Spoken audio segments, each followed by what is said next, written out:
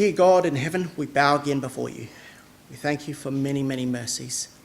We're especially grateful that we have the opportunity to think about challenging and deep subjects and to understand the driving force that has animated the history of our world, the way that you are influencing everything that happens on this planet and the way that you are building things to your designs so that in the end the world will be modelled exactly as you wish.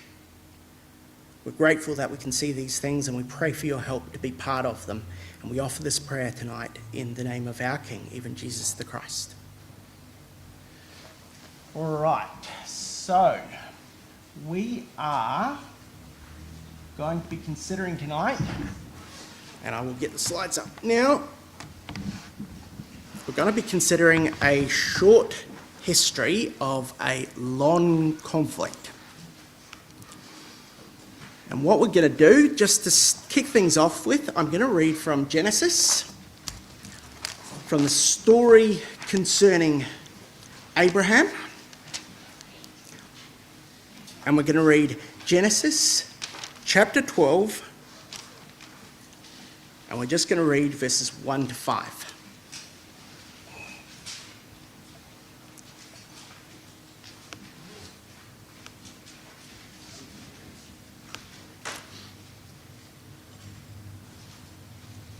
We'll get there eventually.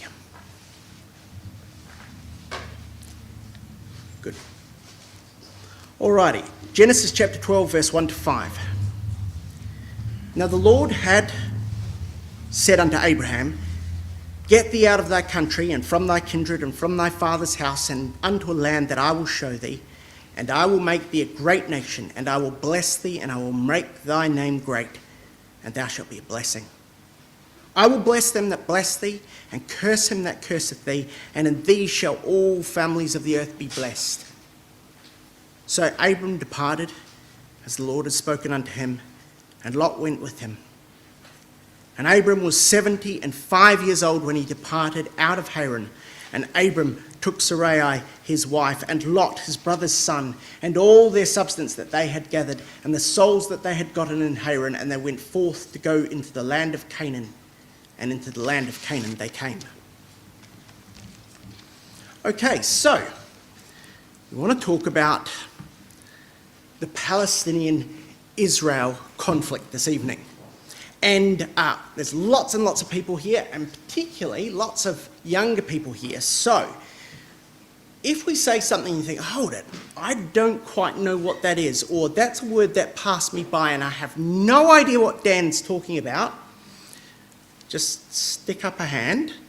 I'll probably praise the first person bravest to do it, and I'll howl down the 50th person to do it.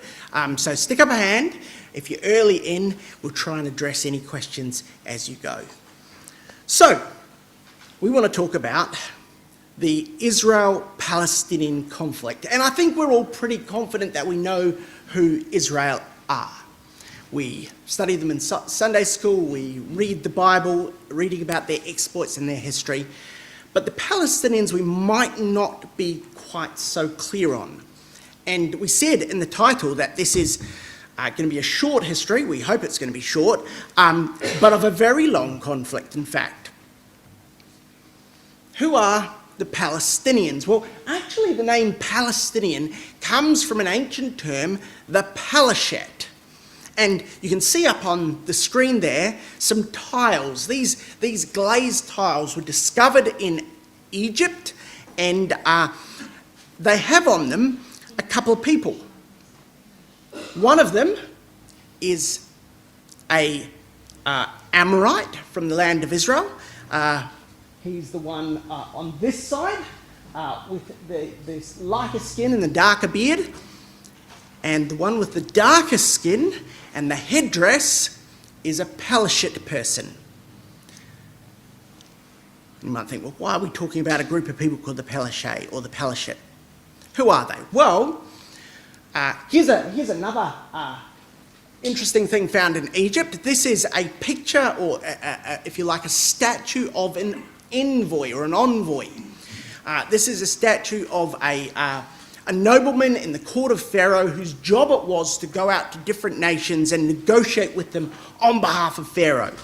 And this is a very, very old statue, but it's believed that at some point along the line, someone took this statue, another envoy took the statue, scraped off what was on the back of the statue and wrote a new inscription. And this is about 900 BC, so about 100, 200 years after David. They scraped off the back of this inscription. It looks a little bit like Darth Vader to me. And here's what they wrote on the back of the inscription. They wrote, "Car of Osiris, Padaset, the justified son of Api." So that's the name of this person. And then it describes who they were. The only renowned one, the impartial envoy or messenger for Canaan and for the Pelashet. So here's an ancient reference to a group of people called the Pelashet. And you might think, well, we're still talking about Pelashet. Who are these Pelashets? Well, we believe that these people called the Pelashet that the Egyptians knew were one of an ethnic group known as from a broader group called the Sea Peoples. And they're believed to have originated on the islands of the Mediterranean. And at one point, this group of people, the Sea People, invaded Egypt. And here's a photograph Pharaoh took of that invasion of Egypt. This is from a relief in a place called Medinet Habu in the Temple of Ammon in ancient Egypt, and it's on the wall of that temple. And if we zoom in, we can see some of the people that the Egyptians had captured. Now, you'll recognise the Egyptians because they've got very Egyptian headdresses. You can probably spot them. And there's some in there who really don't have Egyptian headdresses. Now, for those of you who are at Sunday school, you may kind of recognise that sort of headdress from something you've seen. Anyone recognise the headdresses of the people with the arrows pointing to them? Asterix, yeah? Any other advances on Asterix? It's quite a distinctive headdress, actually. Yeah, Tony? Centurions, yeah, it does look like a Roman headdress. Actually, this is a distinctive headdress which was known to be used by the Philistines.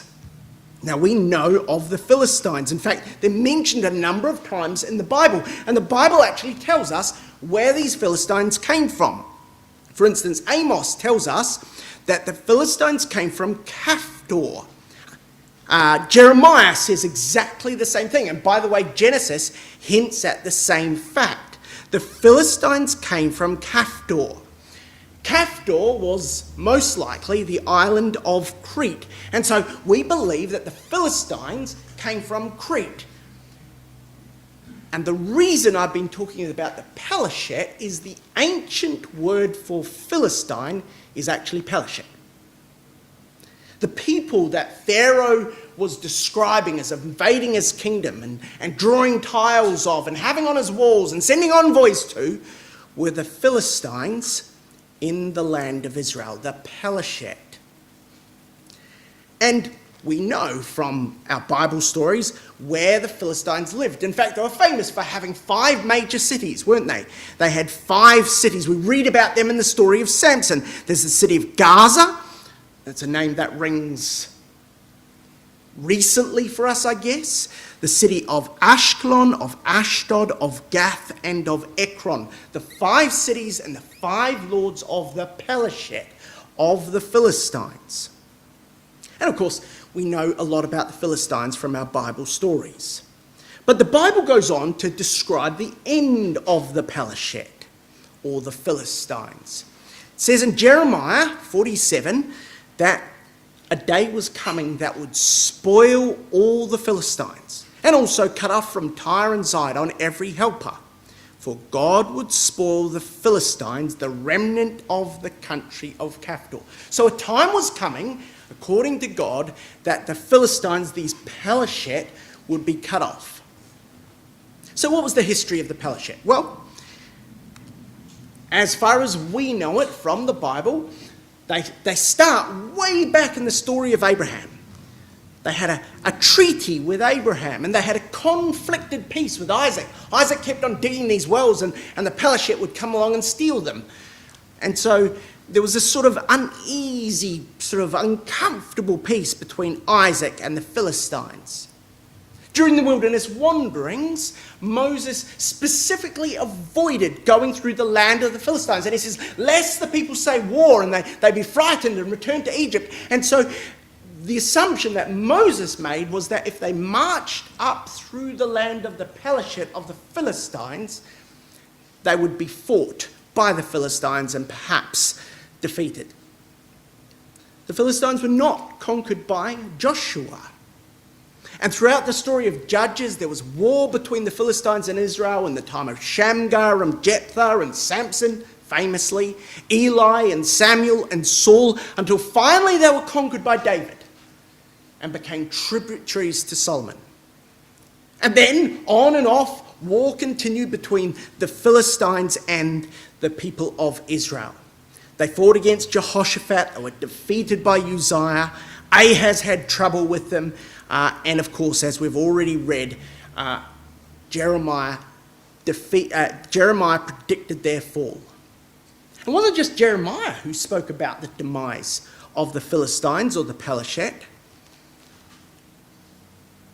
Zephaniah speaks of it too, and Zephaniah is very specific. He actually specifies the cities that would fall. He says, Gaza will be forsaken, Ashkelon a desolation, Ashdod will fall in the noonday sun, and Ekron will be rooted up. Interestingly, Gath is not mentioned, and it's believed that Gath had already fallen prior to this point in time. And this is exactly what history tells us happened to the Philistines. First of all, Tiglath-Pileser, the Assyrian king, invaded them, and he made them part of his empire. And then along came another Assyrian king, Sargon, who pretty much did the same thing but destroyed Gath, we believe. And then they were invaded by Sennacherib, another Assyrian king. And then the Egyptians decided to have a crack at it, and the Egyptians came in and captured Gaza. And then, very unfortunately, a group of Scythians came down from southern Russia, and they invaded the Philistines as well. The poor old Philistines were on a hiding to nothing. And finally, the final indignity, Nebuchadnezzar came through and invaded and destroyed the 4 remaining cities of the Philistines. And the Philistines all packed up, sent off into exile, into remote places of the Babylonian Empire, and very soon they became lost as a distinct ethnic group. They never came back. And the land of the Philistines was repopulated partly with people from further north in modern-day Lebanon, with people from Tyre and Zidon. And that provides us with a little bit of a mystery. Because here's the mystery. This is Isaiah chapter 11. Now, this is hopefully one of our favourite chapters, because this is the one where it says that a rod will come out of the stem of Jesse and a branch out of his roots. And by the way, I have to say, I'm watching some notes getting taken tonight, and I'm absolutely loving it. It's filling my heart with warmth and joy. So if you're taking notes, keep doing what you're doing. It's brilliant. So here's this passage. We see that the root will come forth, the rod will come forth from the stem of Jesse and the branch out of his roots. Speaking of Jesus Christ, and it goes on to say, the wolf will dwell with the lamb, the leopard will lie down with the kid. And we know this is kingdom language, isn't it? Christ will set up an ensign for all nations. He will assemble he shall assemble the outcasts of Israel. This is speaking of Jesus Christ's actions after his return in the kingdom. But look at how it finishes. But they, speaking of the men of Judah, the Israelites, will fly upon the shoulders of the Philistines towards the west. There'll be an attack mounted in the time of the kingdom by the men of Israel against the Philistines. And can you see the problem there? They died out in the time of Nebuchadnezzar. The Pelishite are no more. So what do we make of that passage? What do we do with that? Is it a part of the Bible that's broken? Well, of course not. It's the scripture predicting a later Pelisheth. So let me show you what happened from there. We're going to do a quick whirlwind tour through history down to our day now. So here we go. Now, this is a reconstruction of a map by a gentleman by the name of Herodotus. And he wrote 450 BC. So 450 years before Jesus Christ, Herodotus the Greek basically interviewed a whole stack of people, asked them about the place of the world that they lived in, and then he wrote it into a big book and said, here's all the places in the world I've been to, even though he really hadn't. And based on his writings in his book, we're able to build a bit of a map of what the world looked like in their time. And here's how Herodotus described the Middle East. Can you see what he said there? He describes what we would say as the land of Israel, not as Israel, but as Palestina. Now that's interesting, isn't it? Because the Philistines have been gone for, 200 years by this point in time? And somehow the name of the Philistines, the Palestina, the Pelisheth, has attached itself to the whole land of Israel in the mind of the wider world. The Philistines are long gone.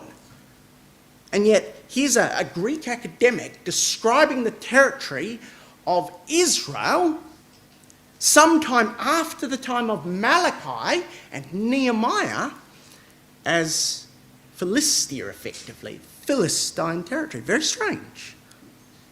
And here's another thing. This is from Aristotle, the Greek, a few years later on. And he again does the same thing. Now, look at what he's talking about. He says, again, if, as is fabled, there is a lake in Palestine. And he talks about this amazing lake in Palestine, where if you jump into it, you float and can't sink. He's talking about the Dead Sea. And he says it's in Palestine.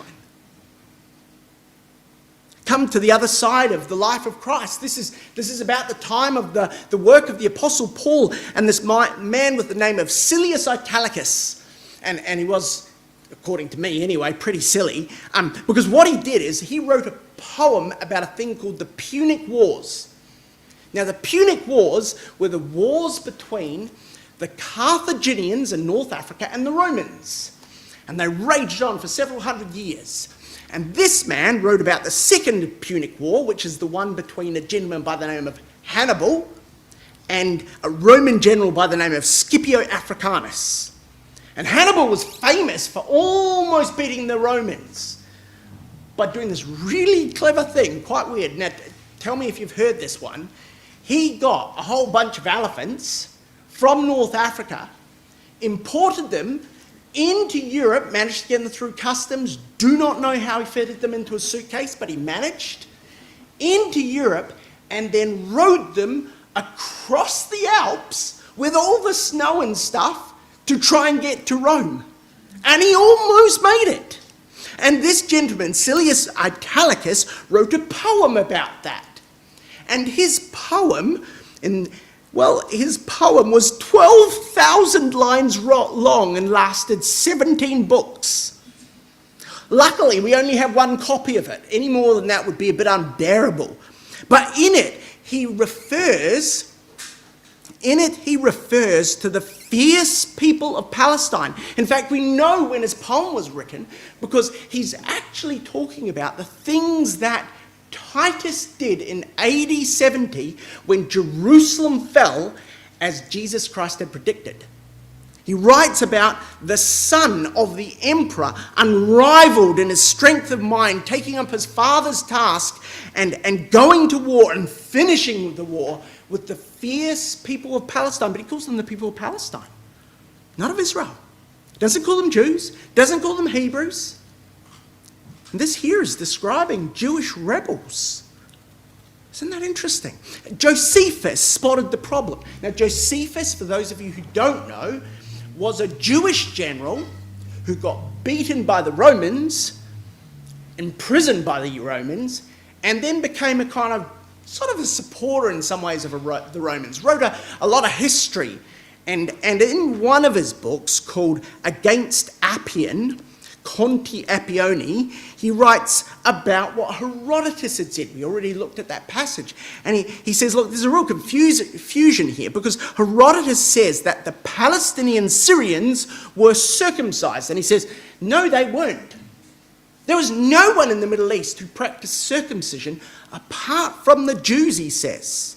The Jews are the only inhabitants of Palestine who adopt this practice. He must therefore have known this, and his allusion is to them. And he's saying, look, poor old Herodotus must have been a bit confused when he talked about these Palestinians. They're Jews. So there's a problem, wasn't there? Everyone seemed to be calling the Jews Palestinians. Well, when AD 70 happened, the Romans invaded and the city of Jerusalem fell. And fairly soon after that, the Jewish state, what there was of it, in the land of Israel, ceased to exist. There was a period of time from about AD 70 through to about AD 130 described as the Jewish-Roman Wars. In AD 70, as we know, the Romans had finally had enough with the Jews, and Titus leveled Jerusalem. He exiled so many Jewish slaves at that point that the bottom dropped out of the slave market. And slaves became almost free. You know, you get to the bottom of your Weet-Bix and they're a voucher for 5 free slaves. It was that cheap. And there were Jewish slaves everywhere because there was Titus exiling slaves out of the land of Israel. And in the years that followed, the wars between the Romans and the Jews raged on till its bitter end in about AD 136. It's a famous revolt called the Bar Kokhba Revolt. Ended on Masada, for those of you who know where Masada is, with the suicide of all its combatants. And then but in AD 130, as this war is winding to its close, the new emperor, Emperor Hadrian, visited Judea, as he called it. And he founded a brand new colony there. He started a new colony. In fact, he renamed the area of Jerusalem Aelia Capitolana. Now, Aelia Capitolana, well, Aelia was his family name, so he named it after himself, and Capitolana just happened to be the family name of the great god Jupiter. And so he named it after a pagan god. And the Romans firmly believed that Jupiter had vanquished and defeated and replaced the god of the Jews, and that's why he named it that. And then what he did is he built a temple to Jupiter right over where the temple had once stood, over the most holy place. And in fact, some years later, people came through and they commented on what was there. One of those is up on the screen. Jerome, coming through, about 250 years later on, said that when you went to Jerusalem, there was a statue of Hadrian on a horse right on the site of the Holy of Holies. He describes that as being an abomination. And so Jews were forbidden on pain of death from entering Jerusalem during the reign of Hadrian, except for 1 day a year. They were allowed in for 1 day a year. They could come into Jerusalem and weep and mourn, and then they had to leave Jerusalem and not come back anymore. Another little interesting thing I found, I thought you'd maybe like this. Some of you may have read, I know Michael at the back has read this famous historian, Gosgini Uderzo's Asterix series. For those of you who haven't read Asterix, you really need to. And one of those, Asterix and Caesar's Gift, you'll recall there's a bit in it where Caesar's giving out plots of land. And what he does is he gives the men these little kind of plates that describe what they've earned by fighting in the Roman legion and being, if you like, discharged honourably from the Roman legion. Well, that actually happened. That was a real thing. This here is one of those plates. And this particular plate was found in Israel. And you see, with the land now largely unoccupied by the Jewish people, the Roman Emperor Hadrian declared the newly vacated land to be the province of Syria Palestina. And he called it that because he wanted to wipe out any reference to Jews or to Judea or to Hebrews. He wanted them to be forgotten for history. And here on this plate, it refers to a discharged soldier, and it grants them Roman citizenship, and it speaks of the military service that this soldier had served in Palestina. It's quite interesting. Well, from then on, for the next, 1,000 years, the land was known as Palestine. Various different enemies sort of washed across it. There were various different Arabic hordes that came across it and invaded it. There were the Crusaders that came in and out, and then back came the Arabs. But it was Palestine, and there were very, very few Jews in the land for the next 1,000 years. This little picture you can see on the screen from 1482 is from a copy of Ptolemy's Geographica that was written much, much earlier, but it was this particular version, this copy was published in Florence in 1482. And the reason it's on the screen is it came with a map. It included this map. Now, you might look at this map and go, I have no idea what that is. That is a map of the land of Israel, just sideways. And you can see at the top, highlighted up there, it says Palestina. It's a map of Palestine. And we know it's that because, I don't know if you can see, I've circled a lake, a very strangely shaped lake that says Mare Morta. In other words, Dead Sea. This is Israel in 1482 as they pictured it then. But it's not Israel or Judea or anything like that. It's called Palestina. Judea had been forgotten, and the land was now Palestine. But once the Crusaders left, a trickle of Jews began to return to the land of Israel. In 1187, Saladin the Great, the Muslim caliph, having reconquered Jerusalem, allowed the Jews to begin to return and set up small communities, or yishuv as they were called.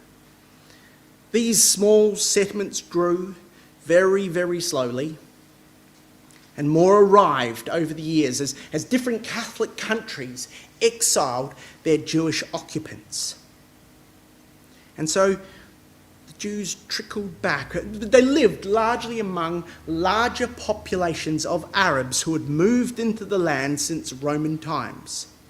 There are a few main places where the Jews were, like Safed and Tiberias and Hebron and Jerusalem. A couple of other small communities, very, very thin on the ground. Here's a photo of a few Jews in Jerusalem in 1895. Now, despite the Arab population being accepting of this slow trickle of Jewish migrants over the centuries, the Arabs still saw them as outsiders. Anytime anything went wrong in this territory of Palestina, it was the Jewish Palestinians, as they were now known, who felt the brunt of it. So one example was, in 1834, the ruler of Egypt under the Ottoman Turks, under the Ottoman Empire, decided to change the taxation policy.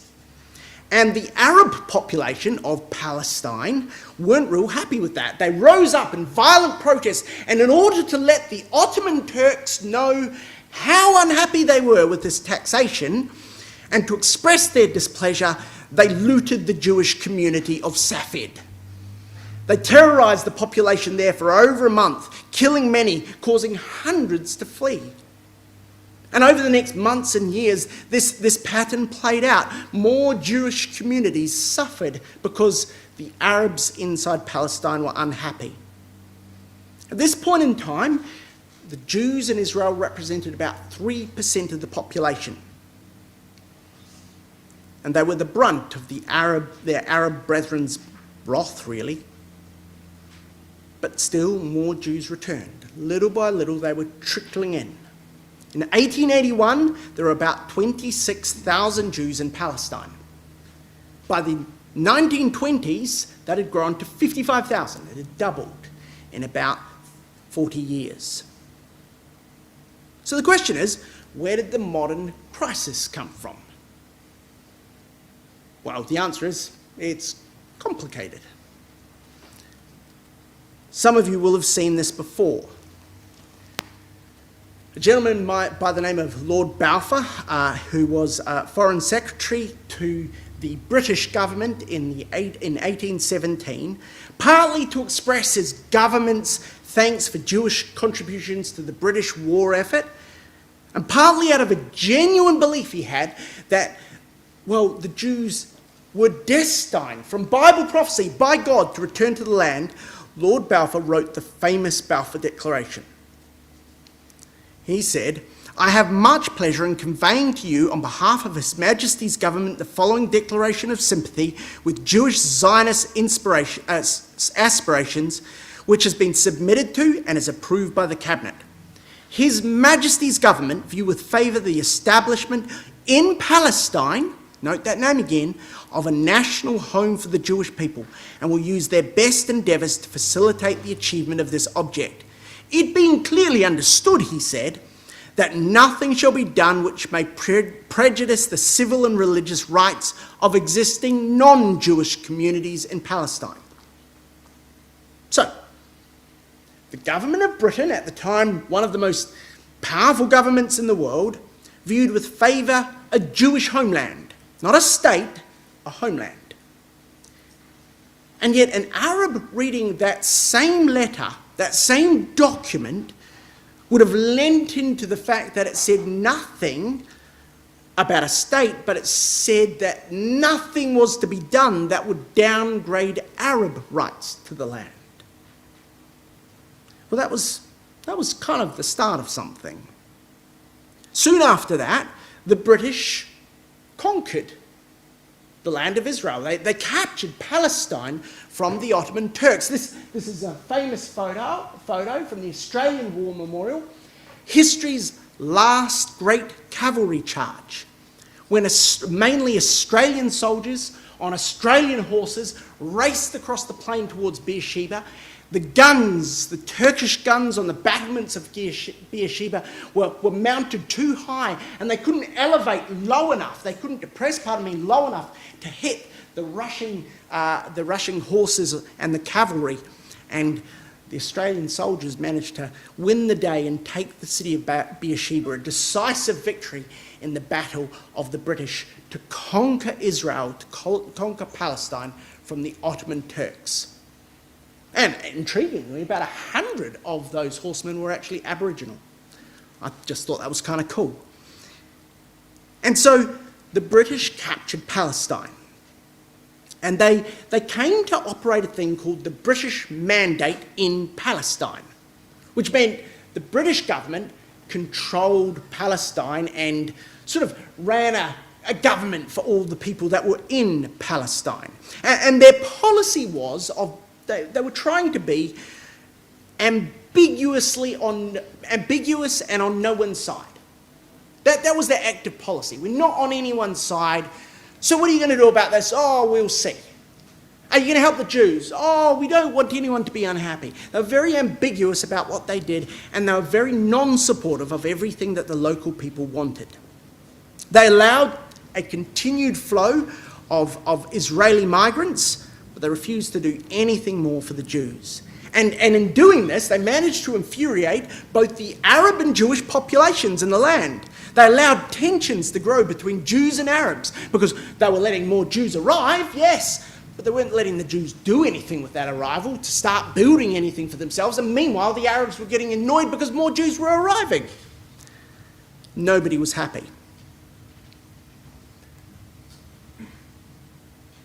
In 1921, a gentleman by the name of Winston Churchill, who was going to be famous for being the Prime Minister of England during World War II, but a younger Winston Churchill became colonial secretary, and he, it turns out, was a passionate believer in the right of the Jews to a state in Palestine. He wrote, "The Jews have had a far more difficult task than you." Now, this was addressed to an Arab delegation. He said, "You have only to enjoy your own possession, but they have to try and create out of the wilderness, out of the barren places, a livelihood for the people they bring in. They were in Palestine many hundreds of years ago. They have always tried to be there. They have done a great deal for the country. They have started many thriving colonies, and many of them wish to go and live there. It is to them a sacred place." He believed that there should be a Jewish state in the land of Israel, but was unable to do anything about it. His plan was to wait till the Jews were a majority of the population and then allow them to form a government. And so he found himself out of power before he was able to do anything about this. And meanwhile, the Arab population had felt that it was grossly unfair, and they'd started to get a bit nationalist themselves, to think that maybe they needed to have a state in Palestine. And so neither the Arabs nor the Jews in Palestine could have any wins, and the population slowly grew. This graph tracks the rise in the population of Jews in sort of light brown and Arabs in black at the top there from 1922 to 1945. And the populations gradually grew. By 1945, the Jewish population was about a third of the inhabitants of the land of Israel. Now, who knows what happened in 1945? Well, something to do with war, right? Wasn't it? Yep, go for it. End of the Second World War. You see, this man came to power in the 30s. In 1939, he started a war in Poland, and that spread out across the globe. And while he was prosecuting this war across his borders, he was busy killing Jews left, right, and centre within them. And 6 million Jews died in the Holocaust in Europe. And suddenly, at the end of the war, all of Europe's remaining Jews were running, looking for a safe place to go. And Israel was that place. And furthermore, the whole world's perspective on the Jewish problem had gone from being one of unhelpful indifference to one of support. Everybody was sorry for what had happened to the Jews in Europe during the Holocaust. And so very, very quickly things changed. And in 1947, the United Nations voted to support Jewish statehood. But there's an important thing to note here. While the Jews had suffered the Holocaust and they'd fled a cruel Europe to Israel, this did not make it fair that in the years to come, over 700,000 Arab inhabitants, over 50% of the Arabic population of the land of Israel, were forced to flee. So I'll say that again. Even though the Jews went through incredible suffering, that doesn't make it fair that other people suffer. And it's important for us to remember this. We're trying to answer what the origins of this conflict were. This situation in which 700,000 Arabic people fled the land of Israel, this situation in which there's a conflict in the land of Israel and of Palestine is a situation in which there's no right or fair solution. There's not a correct answer. Not while men rule who do not have the mind of Jesus Christ. No matter what human solution the United Nations came up with, there were going to be disappointed people.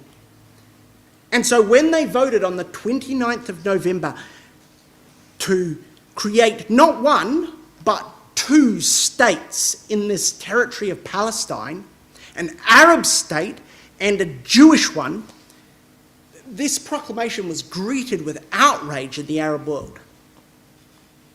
Now, remember I said a minute ago, only 30% of the population were Jewish at this point in time. And yet, the petition plan that you can see up there granted that 30% of the people 56% of the land. And so the Arab leaders in Palestine rejected the plan outright. They said, no, forget it. We get it all or we get nothing. And the Jewish, well, they endorsed it. They said, that's better than anything else we were going to get. We'll go for it. And as a result, what happened was a Jewish state was formed, but the Arab portion of Palestine was left in a vacuum. And again, for the individual Arab person in Israel, you can understand them feeling like this is really unfair. And so tensions grew. Within days of the declaration of Israel, there was violence in Israel. And Palestine descended into a sort of civil war. From January 1948 on, the Arab Liberation Army, a volunteer Arab army, fought a number of actions inside Palestine. And the Jewish authorities struggled to continue to support and feed their population across the land of Israel. This picture here is of Arabic irregulars who have just taken out a Jewish food truck. And you can see this Jewish food truck is heavily armoured because it had to be to get through the blockades of the Arabic forces at the time so that they could take these trucks to where the Jewish people were and feed them. Things got really dark for a while there. But somehow, despite there being a far larger Arab population and a far larger Arabic army, the Jews survived. And on May 1948, they declared statehood, and within days, they were invaded by 7 neighbouring nations: Egypt, Jordan, Iraq, Syria, Lebanon, Saudi, and Yemen. Now, the war for the state of Israel would rage until February 1949. And it was this largely that contributed to about 700,000 of the 1.4 million Arabs in the land of Israel fleeing. Only about 700,000 remained in the end. And those who fled, they were displaced into refugee camps in other Arab countries. They went to places like Jordan and Egypt. And a really interesting thing happened to those refugees. You see, the countries they went to refused to allow them to settle in their country.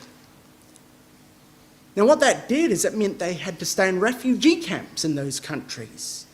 And that led to continuing hurt and suffering amongst the exiled Palestinians. And of course, they blamed the Jews for this. And partly that's right and partly that's wrong. It's not the Jews who said they couldn't buy land or leave the refugee camps in the countries they'd fled to. And in part, it wasn't even the Jews that started the war. In fact, it wasn't the Jews that started the war at all, and we know that because the Arabs said so. This is what Jamal Bey Husseini from the Arab Higher Committee said. He said, speaking of the war that led to 700,000 fleeing, he said, the representative of the Jewish agency told us yesterday that they were not the attackers, not the aggressors, that the Arabs had begun the fight, and that once the Arabs stopped shooting, they would stop shooting also. As a matter of fact, we do not deny this fact. We told the world during the last session of the General Assembly that we would not accept our country being torn apart. In other words, the Arabs said, yeah, that's right, we started the war. We started it. They were the ones who also rejected statehood. The Jews accepted statehood. The Arabs had support of the Arab world, and somehow, at battle's end, Israel ended up signing separate treaties with all of the countries that invaded. They signed a treaty with Egypt and Lebanon and Jordan and Syria. And when they'd finished signing those treaties, have a look at these two maps here. The one on the far side was the land they started with before the war. The cleaner map on this side, on the left-hand side or your right-hand side, is the territory they possessed after the war and after signing treaties with everyone who invaded them. They started the war with 56% of the land of Palestine. But by the time they'd signed peace treaties with everyone who invaded them, they ended up with 78%. And this territory was won in a war that the Jews did not start. And it wasn't lost by the Palestinian Arabs, it was lost by Jordan and Egypt and Syria and Lebanon. The Jews were not the aggressor, but the green lines further dispossessed the Palestinians. And so you can understand again the Palestinians feeling very hurt and left out and bitter at what's gone on here. They lose even more territory, and they didn't even get to sign the deal. It was other people signing on their behalf and giving their land away. And you can understand why the Jews would think that was fair. They were the ones who got invaded. See, this is a situation in which there are no rights, only wrongs. In 1956, the Egyptians nationalised the Suez Canal. Now, the Suez Canal, for those of you who don't know, is one of the most important waterways in the world. It's critical to global trade. And it had been built back in the 1860s by the British and the French using British and French money. And there was a treaty in place that guaranteed that this canal would remain neutral. But the Egyptians said, nah, our canal now. That may be fair enough. But they also then tried to block the Red Sea so that no shipping could get into Israel, tried to starve Israel of oil and of fuel. Then the Egyptians began funding a group called the Palestinian Fedayeen. They were a Palestinian kind of military or militia who mounted attacks on Israel.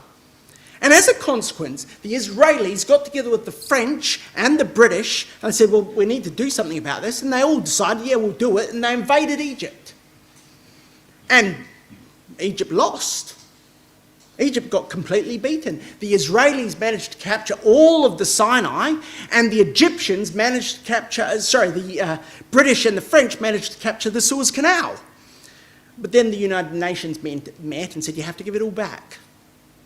And so the British and the French did.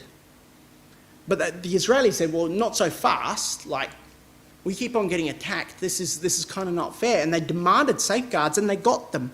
But then they had to give it all back. And so things were getting kind of messy.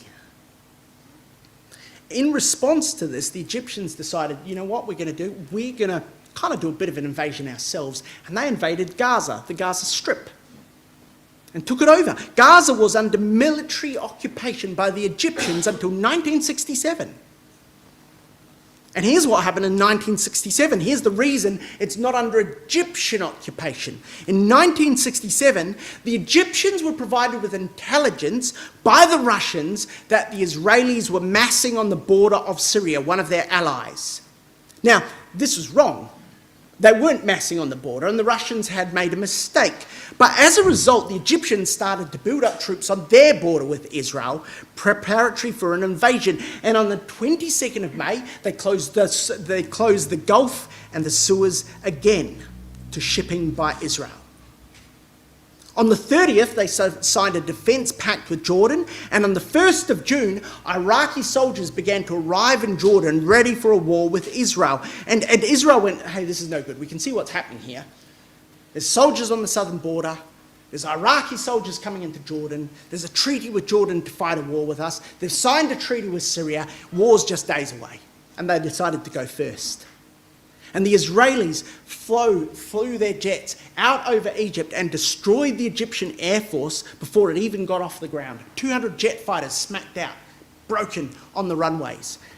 And then the Israelis advanced on all fronts and within 6 days had won, well, all the territory you can see in red. They captured that. Almost all the territory of the Palestinians was included in that space. Now, whose fault was it that Israel was fighting a war that resulted in them capturing the Palestinians' territory? It was mainly Egypt's. And yet it was the Palestinians who got captured. Now, as part of this, lots and lots of Palestinians left the West Bank. The West Bank is that sort of middle one of those three. It's the West Bank of the Jordan. And lots of Palestinians fled. 250,000 of them fled during this time. And in fact, the Jews helped them flee. Quite amazingly, the Jews put on a free bus service to the border for them, helping them get where they wanted to go. Then they sent out an offer and they said, and if you want to come back, you can. The borders are open to you for the next month. If you'd like to come back, you can come back. Of the 250,000 who fled, about 10,000 accepted the offer. A tragedy. In 1964, the Palestinians began to organise and they set up the Palestinian Liberation Organisation, which demanded the total liberation of Israel, from Israel, for Palestinians. And they were committed to violent struggle. And their attitude hardened in the Six-Day War, and they became convinced that they couldn't rely on the Egyptians or anyone else. They had to fight their own wars. And so they began to be a terrorist organisation. They started blowing things up inside Israel and killing Jews. Terrible thing, right? Except the Jews have been doing that for a long time. This, for example, is the Hotel David, in which the British Army had its headquarters during the 40s and up to 1947. And an Israeli terrorist organisation blew it up and killed 91 people.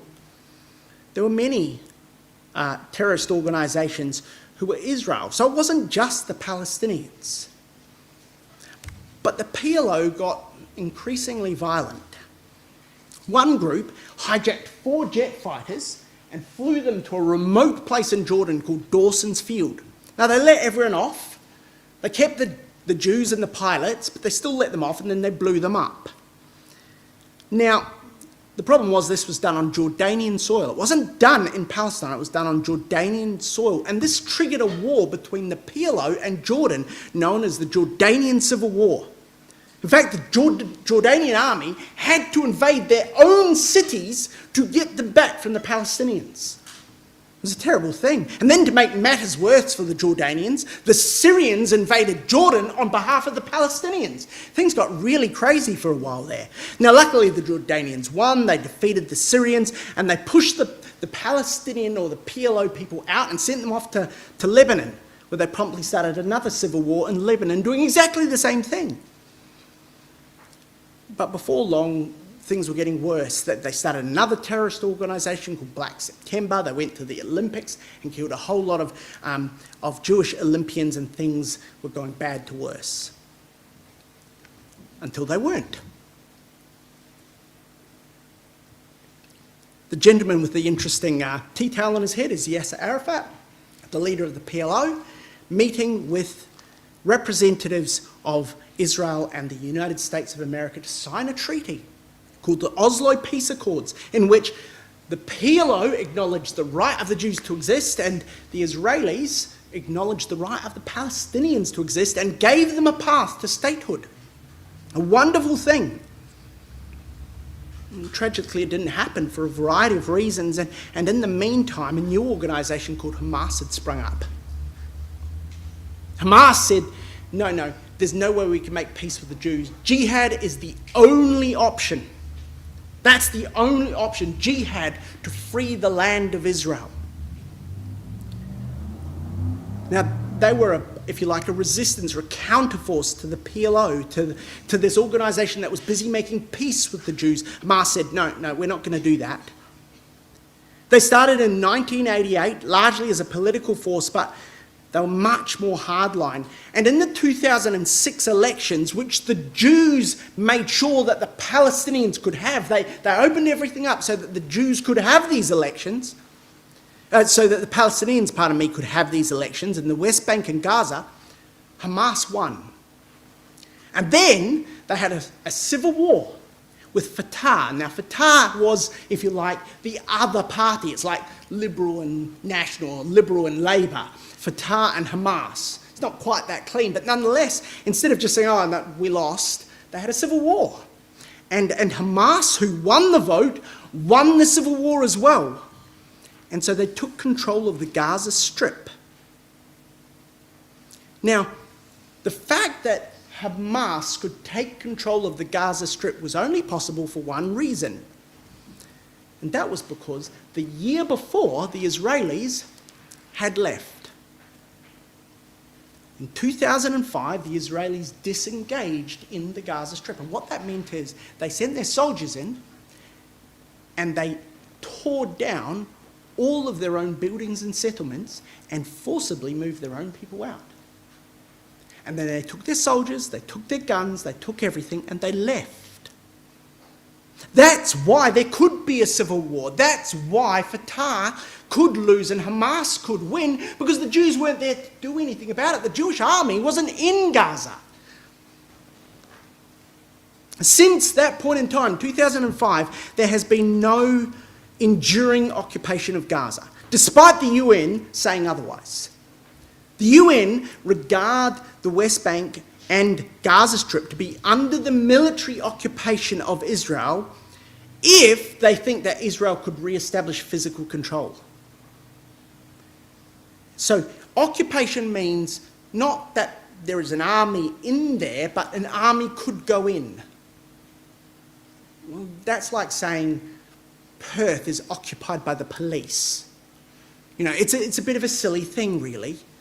And yes, it is fair to say that Gaza has been blockaded since 2005. And what we mean by that is the Israelis are not willing to let the people inside Gaza to get whatever guns and whatever weapons they want. And so they check what's coming in and out. That's called a blockade, but that's not the same thing as an occupation. And so since 2006, Hamas have been in control in Gaza. And you can see things have changed. This is the number of rocket attacks, and you can see how they've escalated dramatically since disengagement in 2005.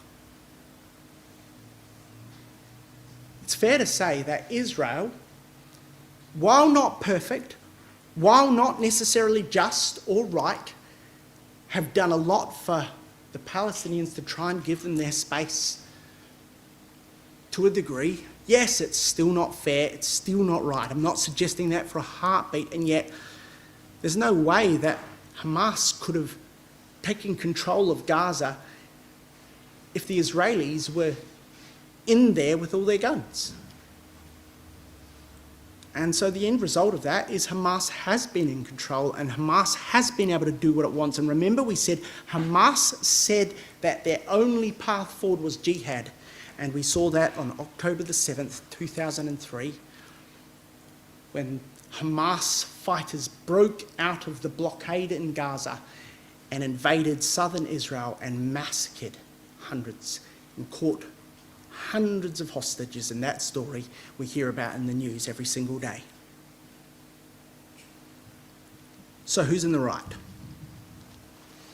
Well, clearly Hamas are not in the right, but as for the average Palestinian or Israeli, I don't think really anyone is. This is a human situation with no right answer. Well, then who do we support? That's an easier one. We support Israel, but I'll say this really carefully, not because they're right.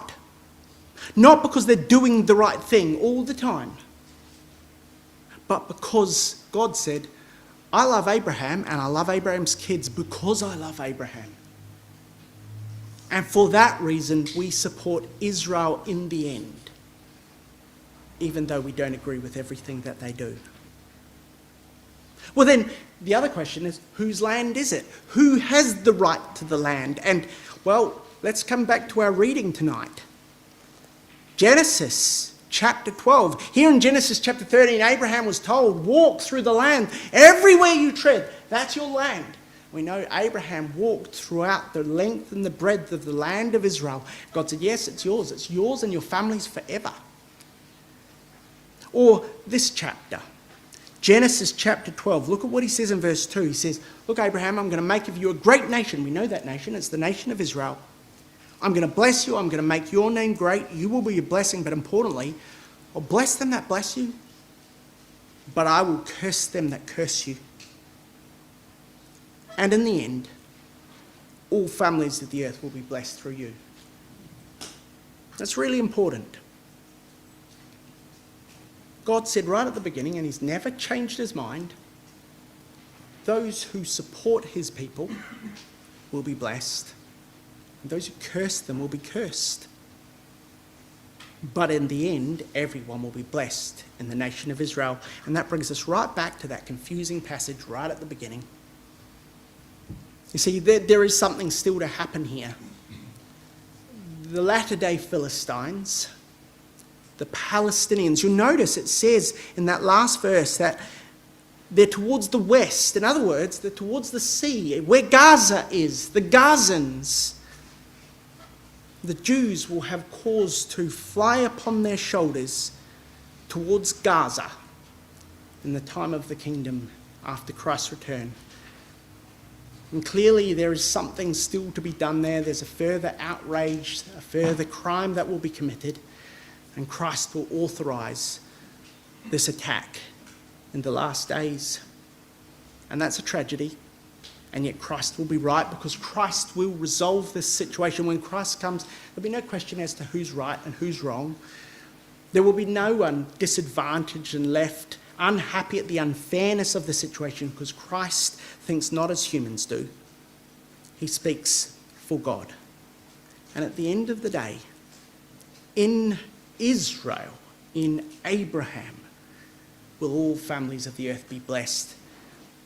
And that does include the Arabs too. So, that was fast and furious, or actually long and furious. We'll leave it there. Thank you for your attention, and we'll close with a word of prayer. If you all just bow your heads.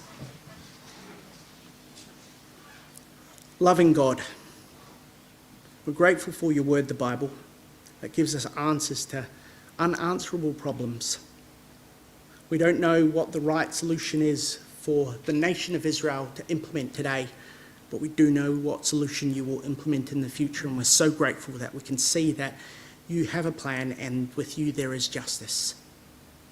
We ask for you to look after all of those who are suffering, that you'll be with those who are so troubled in places like Gaza, and also those who are grieving in places like Israel, that you'll help them and you'll bring your Son back to this earth very soon, for that is the only solution for earth's imponderable problems. We know we live in a time of perplexity with no way out, and yet the way out is there. It is your Son who is the door, and we pray for him to arrive very soon and resolve this earth's ills. So we thank you for our time together. We thank you for this supper, and we offer this prayer in the name of Jesus Christ, the coming King. Amen.